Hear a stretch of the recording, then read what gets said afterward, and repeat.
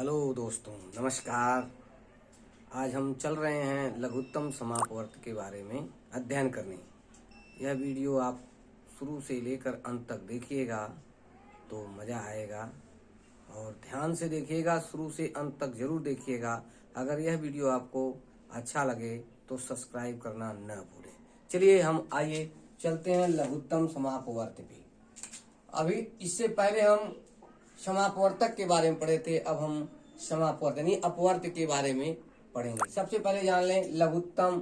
लघु माने छोटा, उत्तम माने सबसे, सम माने बराबर, अपवर्त माने अपवर्त। अपवर्त का मतलब है किसी भी संख्या का गुणा करते चले जाएंगे, एक से गुणा करेंगे, दो से, तीन से, ऐसे गुणा करते चले जाएंगे तो उसका अपवर्त आपको मिलता चला जाएगा। यानी पहाड़ा पढ़ना, एक तरह से उस अंग का हमको पहाड़ा पढ़ना है। आइए हम चलते हैं 15 और 20। 15 और 20 का लस यानी लघुत्तम समापवर्त ज्ञात कीजिए। अब हम सबसे पहले 15 का अपवर्त निकालेंगे। 15 का अपवर्त, 15 का अपवर्त यानी 15 का हम पहाड़ा पढ़ना स्टार्ट करते हैं। 15 एकम 15 दूना 30, 45 ऐसे पढ़ते हुए चले जाएंगे, पढ़ते चले जाएंगे तो ये अनंत तक जो है यह चला जाएगा, एकदम लास्ट तक यह चला जाएगा।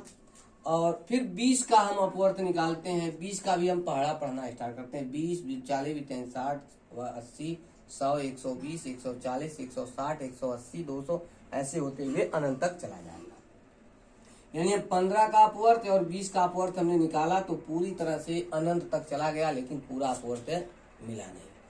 अब हम क्या करेंगे, 15 और 20 का समापवर्त यानी सम माने बराबर, अपवर्त माने अपवर्त, यानी इन दोनों में जो बराबर अपवर्त हैं उनको लिखना, वही समापवर्त होगा।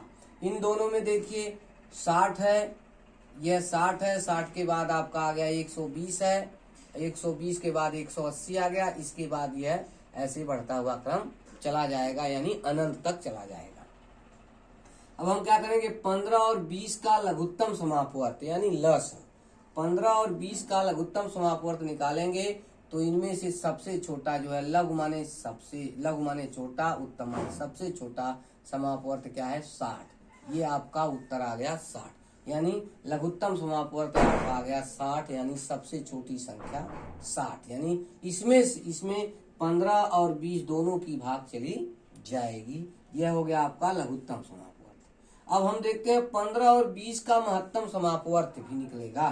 15 और 20 का महत्तम समापवर्त निकालेंगे तो वह संख्या दोनों देखिए ये अनंत तक चली गई है, इसका कोई पता नहीं चल रहा है, ये अनंत तक होगा। इसलिए जो है 15 और 20 का महत्तम समापवर्त जो है नहीं निकाला जाता है, उसका जो है समापवर्त लघुत्तम निकाला जाता है। आपको याद होना चाहिए कि किसी भी संख्याओं का समापवर्त जो होता है वो अनंत होता है, अनंत। तो अब देखिए आप लघुत्तम समापवर्तक इस तरह से आप जो है निकाले, बहुत ही आसान तरीका। पहले 15 का अपवर्त निकालेंगे, फिर 20 का अपवर्त निकालेंगे, फिर 15 और 20 का समापवर्त निकालेंगे, यानी जो दोनों में होगा संख्या वही लिखेंगे।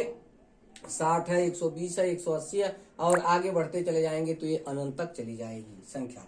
अब 15 और 20 का जो है लघुत्तम समापवर्त हो जाएगा 60, यानी सबसे छोटा, लघुत्तम माने होता है सबसे छोटी संख्या हो गई 60, वह 60 हो जाएगी।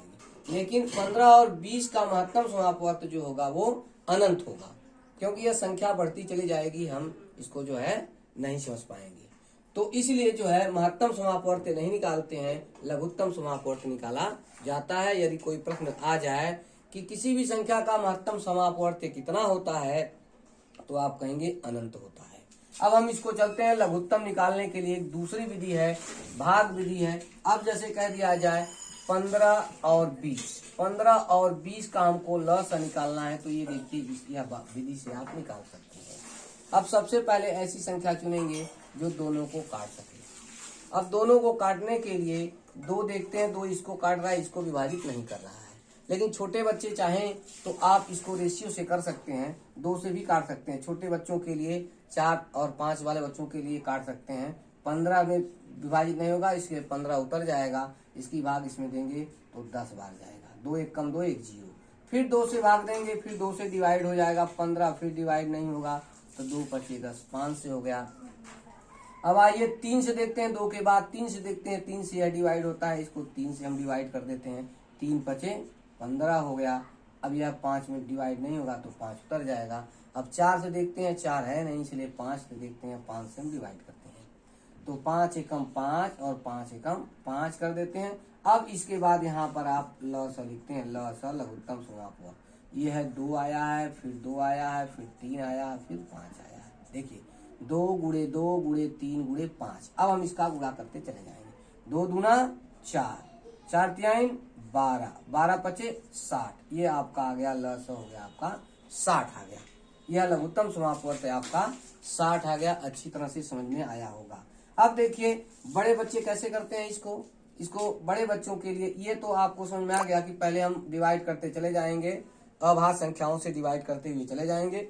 लास्ट में क्या करेंगे, लसा निकालेंगे तो जो संख्याएं उनका हम जो है मल्टीप्लाई यानी गुणा कर देंगे तो आपका लसा निकल आया। ये दोनों विधि से आपको मालूम हो गया, समझ में आ गया होगा।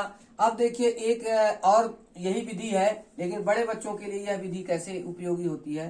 15, अब यहाँ पे 15 और 20 बड़े बच्चों के लिए है। देखिए अब थोड़ा सा जो बड़े हो जाते हैं उनके लिए है कि ऐसी संख्या होनी चाहिए जो 2 हो या 2 से अधिक बार कटें, उन्हीं संख्या से हमको डिवाइड करना पड़ता है। अब देखिए 2 से केवल एक ही संख्या हो रही है, 3 से भी एक ही हो रही है, 4 से एक ही हो रही है, अब 5 से दोनों हो रही है तो हम 5 से ही डिवाइड करेंगे डायरेक्ट। तो 5 तिहाई 15 हो गया, 5 चौके 20 हो गया।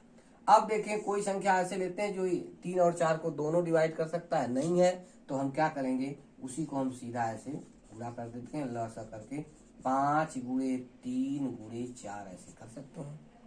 यानी जो 2 संख्या डिवाइड हो या 2 से अधिक हो तभी हम भाग देंगे, अन्यथा नहीं डिवाइड हो तो हम गुणा कर देते हैं। 5 गुणे 3 गुणे 4 यानी 5 तिहाई 15 हो गया, अब 15 चौके 60 हो गया। इस तरह भी आपका लसा निकल सकता है। यानी 5 का 3 में गुणा करेंगे, 5 तिहाई 15, अब 15 चौके 60 हो गया। ये आप यहाँ पे लिख दीजिए, ये हो गया आपका लसा 60 हो गया। इस तरह से भी आप आसानी से लसा निकाल सकते हैं बड़ी क्लासों में। और यह दूसरी विधि है छोटी क्लासों के लिए, अपवर्त से करके। अपवर्त के बारे में पहले समझेंगे कि अपवर्त क्या होता है। किसी भी संख्या का गुणा करेंगे वही अपवर्त होता है, उस रेशियो से निकालेंगे तो आपको लघुत्तम समापवर्त आपका 60 मिल जाएगा।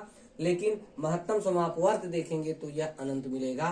तो महत्तम समापवर्त है किसी भी संख्याओं का हम जो महत्तम समापवर्त निकालते हैं वो अनंत होता है, उसका लघुत्तम समापवर्त निकलता है। इसलिए हम लसा को ध्यान से पढ़ते हैं। तो लसा इस तरह और इस तरह दोनों तरह से आप लसा को आसानी से कर सकते हैं।